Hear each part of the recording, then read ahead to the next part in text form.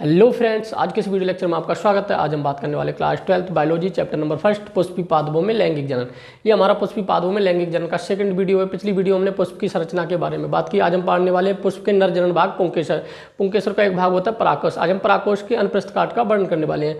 तो परागकोश के अनप्रस्थ काट का वर्णन करने से पहले हम 2 मिनट पुष्प की संरचना के बारे में बात करेंगे, जो कल की वीडियो लेक्चर में भी हमने पढ़ा था। तो सबसे पहले पढ़ते हैं पुष्प की संरचना, यानी पुष्प के विभिन्न अंगों को पढ़ने वाले हैं। जैसे हमने यहाँ पे एक भाग बनाया हुआ है, तो इसको बोलते हैं पुतंतु। क्या बोलेंगे? पुष्प वृंत। पुष्प वृंत, इसका काम क्या होता है? ये किसी पुष्प के लिए, देखो हम पुष्पी पादपों में लैंगिक जनन हम फ्लोवर के लिए क्यों पढ़ते हैं? क्योंकि फ्लोवर हमारा क्या होता है? नर जनन, यानी कि लैंगिक जनन भाग होता है पुष्प। तो पुतंतु का क्या काम होता है? पुष्प वृंत का क्या काम होता है? यह पुष्प के लिए किसी पेड़ से जोड़ने का काम करता है। कौन? पुष्प वृंत। इसके बाद ऊपर आपका भाग आता है पुष्पासन। पुष्पासन क्या काम करता है? पुष्पासन पर फूल के सभी भाग, यानी कि पुष्प के सभी भाग कहाँ पर रेस्ट करते हैं? पुष्पासन। पुष्पासन के बाद आता है आपका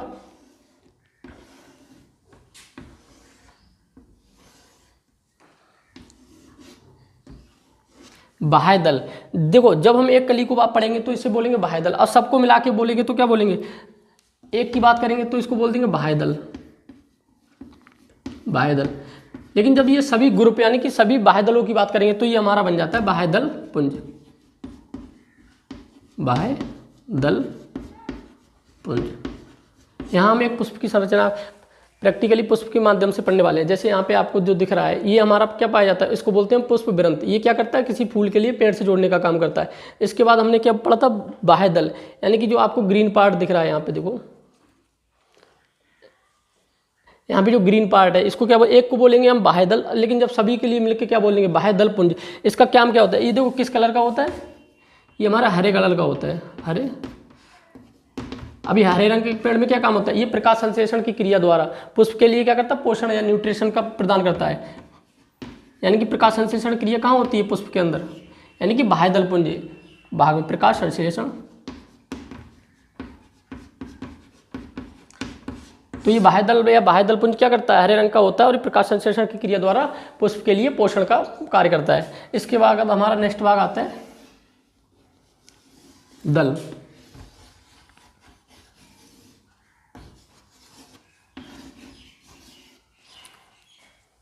एक के लिए क्या बोलते हैं हम? दल।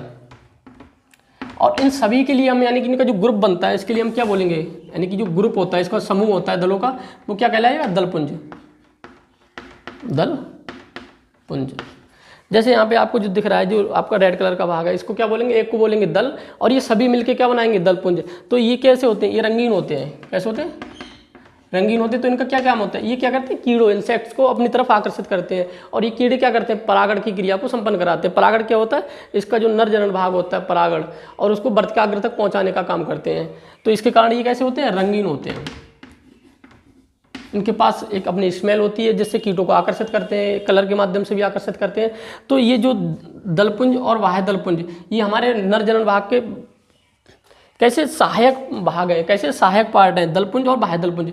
ये मेन रिप्रोडक्टिव सिस्टम नहीं है। इसके बाद हमारा आता है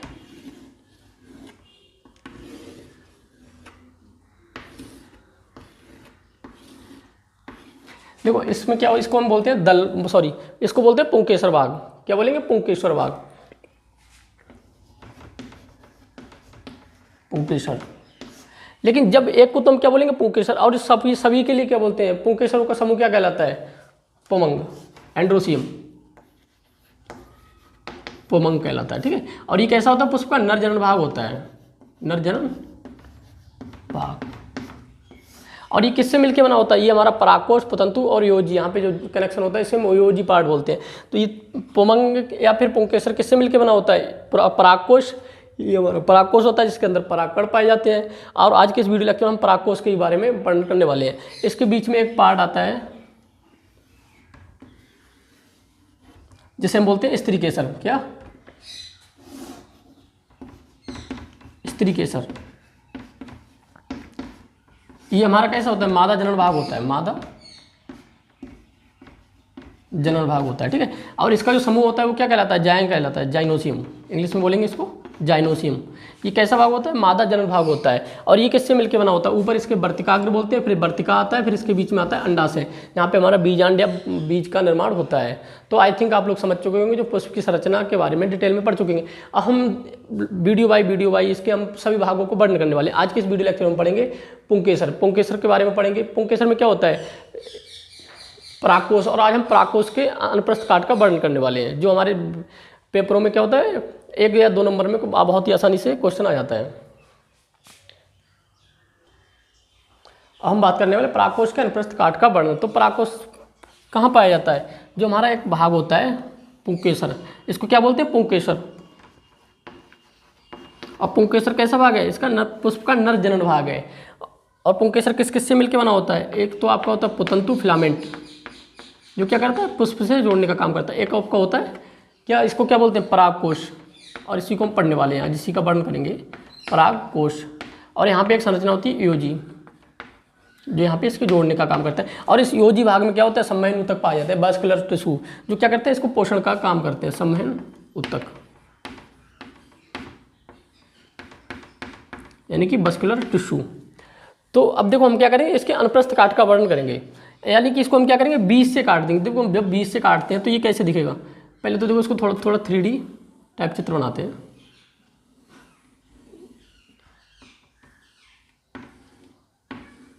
ये हमारा क्या है? परागकोश। इसको हम क्या बोलेंगे? पुतंतु। ये हमारा क्या है? परागकोश।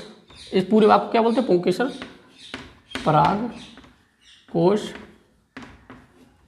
जब हम इसको बीच से काटेंगे तो हमें कैसे दिखने वाला है, इसी की बात करेंगे, ठीक है। थोड़ा इसको जूम कर बड़ा बनाएंगे।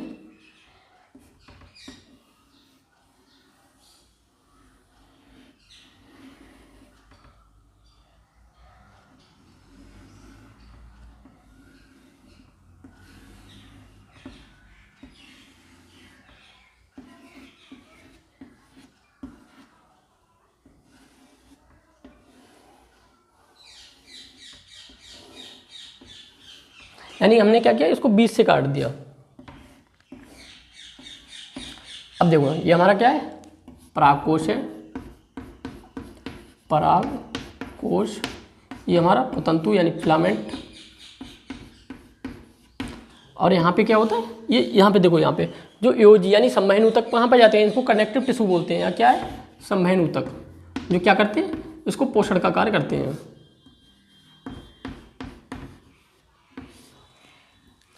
तो हमने क्या किया? किसी परागकोश के लिए बीच से हमने काट दिया। इसको देखो एक फूल के माध्यम से भी समझते हैं। जैसे आपको यहाँ पे दिख रहा होगा, जो पीला पीला भाग है, ये क्या कहलाता है? जब हम इसको एक तोड़ेंगे तो इसको क्या बोलेंगे? एक के लिए क्या बोलते हैं हम? एक के लिए बोलते हैं पुंकेसर। और ये सभी पुंकेसर मिलकर क्या बनाते हैं? पुमंग, यानी कि इसका नर जनन भाग बनाते हैं। तो हमने क्या किया? देखो ये तो काफ़ी छोटा होता है, ऐसे तो नहीं दिखा। तो ये एक को हमने जब बीच से काट के देखते हैं तो हमें यहाँ पे इस तरीके से इसकी संरचना प्राप्त होती है। तो एक परागकोश में, यानी कि क्या होता है? एक परागकोश में कितनी पालियां होती हैं? देखो एक पाली ये हो गई और एक पाली ये अलग हो गई। और ये पालियां किससे अलग होती हैं? यानी कि कनेक्टिव टिश्यूज के साथ अलग होती हैं। तो यहाँ पे हम लिख सकते हैं एक परागकोश में 2 पालियां होती हैं।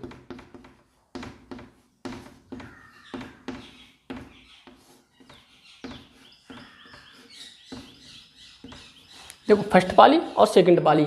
अब एक पाली में 2 कोष्ठक पाए जाते हैं। क्या पाए जाते हैं? 2 कोष्ठक। एक कोष्ठक ये हो गया, एक कोष्ठक ये हो गया, और दूसरी पाली फर्स्ट पाली हो गई और सेकंड पाली हो गई। तो फर्स्ट कोष्ठक और सेकंड, एक पाली में कितने कोष्ठक पाए जाते हैं? 2 कोष्ठक। एक पाली में 2 कोष्ठक पाए जाते हैं।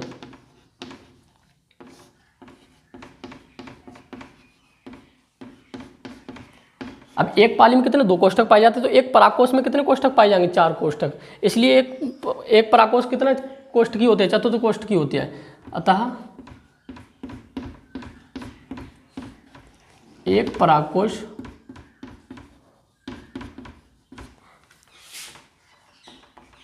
चतुष्कोष्ठ की होता है।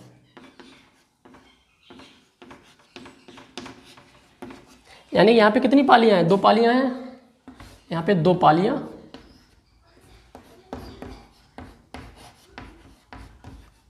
और दो कितने कोष्ठक कितने हैं? 4 चैम्बर। कोष्ठक के लिए क्या बोलते हैं? चैम्बर। अब जो यहाँ पे जो देखो कोष्ठक दिख रहे हैं इनको हम क्या बोलते हैं? इनको हम बोलते हैं लघु बीजाणुधानी, माइक्रोस्पोरेंजियम। ये जो कोष्ठक होते हैं, इन कोष्ठक के अंदर क्या पाया जाता है? सॉरी, तो इन कोष्ठक के अंदर पाए जाते हैं आपके क्या? परागकण, जो हमारा क्या होता है? नर जनन भाग होता है। ठीक है, ये तुम्हारा पूरा नर जनन भाग हो गया। तो जो मेल गेमेट होता है, यानी कि नर जननांग जो बन के आता है लास्ट में, जो हमारा फाइनल रिजल्ट आता है, जो क्या आता है? परागकण। तो यहाँ पे जो परागकण बनने की क्रिया क्या कहलाती है? लघु बीजाणु जनन कहलाती है। लेकिन अभी हम क्या पढ़ने वाले हैं? अभी हम इनके बीच के जो यहाँ पे 4 कोष्ठक है, तो 1 2 3 4, इनको हम क्या बोलते हैं? इनको हम बोलते हैं लघु बीजाणुधानी, माइक्रोस्पोरेंजियम। इनको हम बोलेंगे लघु बीजाणुधानी।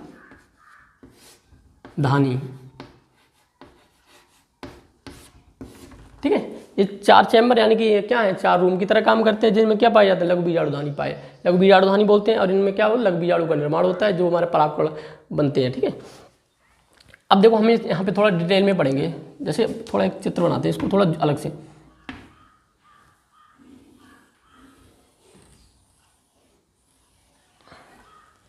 ठीक है, अब ये हमारे क्या हो गए? लघु बीजाणुधानियाँ होंगी। क्या हो गई? ये लघु बीजाणुधानियाँ। अब लघु बीजाणुधानी के ऊपर 4 परतें पाई जाती हैं। इन परतों को हमें बहुत डिटेल में पढ़ना होता है कि कितनी परतें पाई जाती हैं। यहाँ भी हम दिखा सकते हैं।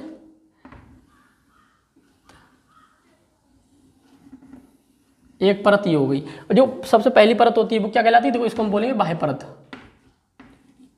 बाह्य परत, एपिडर्मिस। इसके बाद एक सेकंड परत आती है, इसको बोलते हैं अंतः परत। कौन सी परत? अंतः परत। इसके बाद एक और परत आती है, इसको हम बोलते हैं मध्य परत। मध्य परत। और इसके अब देखो इन 3 परतों ने क्या इसको पूरे भाग के लिए कवर कर रखा था। अब एक परत आती है हमारी टेपिटम नाम से। किस नाम से? टेपिटम नाम से, जो एक लघु बीजाणुधानी को क्या करती है? घेर के रखती है। और ये टेपिटम नाम की परत क्या करती है? इनको पोषण का प्रदान करती है। जैसे यहाँ पे जब हम यहाँ पे बनाएंगे तो ये तो हमारी क्या होगी? फर्स्ट परत, सेकंड, और ये हमारी थर्ड। अब एक अलग से परत पाई जाती है। ये हमारी 3 परतें क्या होती हैं? एक ये परत हो गई, एक ये परत हो गई आपकी, इसको हम बोलते हैं टेपिटम। और ये हमारे क्या होता है? अलग होता है समवयन ऊतक के द्वारा। तो इसमें जो 4 परतें पाई जाती हैं, उन परतों को क्या बोलते हैं? तो बाहर से अंदर जाने के क्रम में वो हमारी परतें पाई जाती हैं, इसको हम बोलते हैं बाह्य परत। बाह्य परत के बाद आती है अंतःस्थितियम परत। अंतःस्थितियम